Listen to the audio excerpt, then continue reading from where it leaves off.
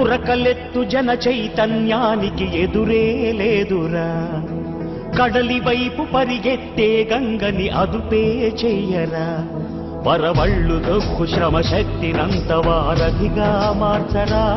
మన కలల పంటకి ఆనకట్ట కలకాలం సాక్షిరా.